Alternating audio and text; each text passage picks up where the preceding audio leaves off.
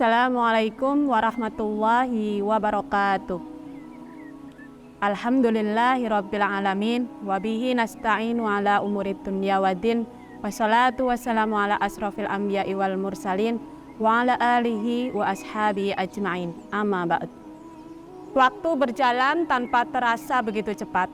Bulan Ramadan yang mulia akan segera berakhir.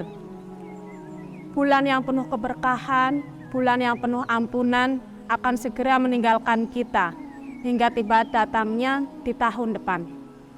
Sementara kita tidak akan pernah tahu jatah hidup kita, apakah kita masih bisa menjumpai Ramadan di tahun depan, apakah kita masih diberikan kesempatan untuk beribadah dan beramal secara maksimal di bulan yang mulia itu.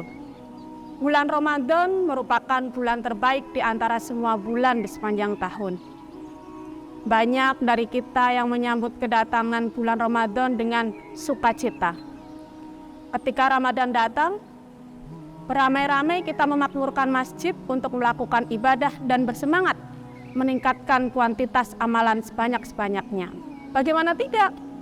Tentu tidak ada yang ingin kita lewatkan dari kesempatan yang begitu besar ini untuk mendapatkan pahala yang berlipat ganda dan ampunan yang terbuka lebar.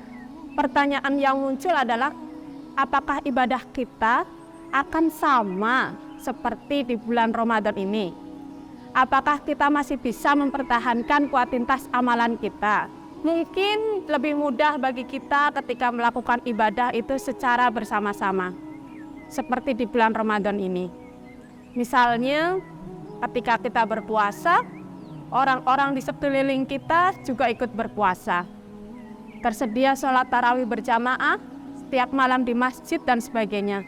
Suasana kebersamaan tersebut seakan-akan menguatkan niat kita untuk beramal sebanyak mungkin.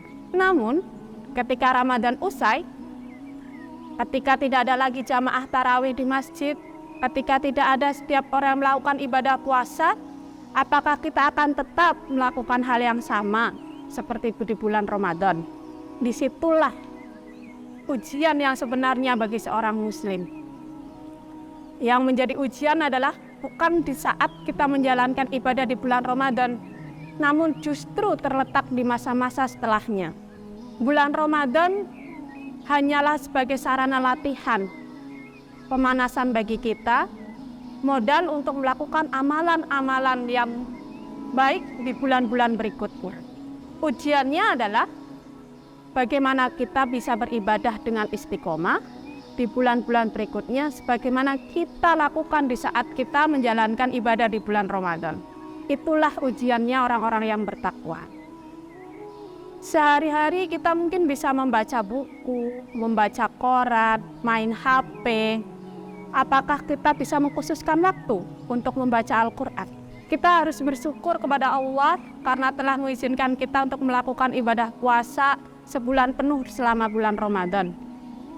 Setelah Ramadan berlalu meninggalkan kita, hendaknya kita tetap bisa melakukan puasa-puasa sunnah yang dianjurkan di selain bulan Ramadan. Misalnya, puasa 6 hari setelah bulan puasa, yaitu 6 hari di bulan Syawal. Ataupun puasa di hari Arafah. Kemudian bisa jadi puasa di Senin Kamis, atau puasa 3 hari di setiap bulannya di tanggal 13, 14, dan 15. Bulan Ramadan adalah bulan penuh ampunan, di mana kita pasti telah memohon ampun kepada Allah untuk segala dosa yang pernah kita lakukan.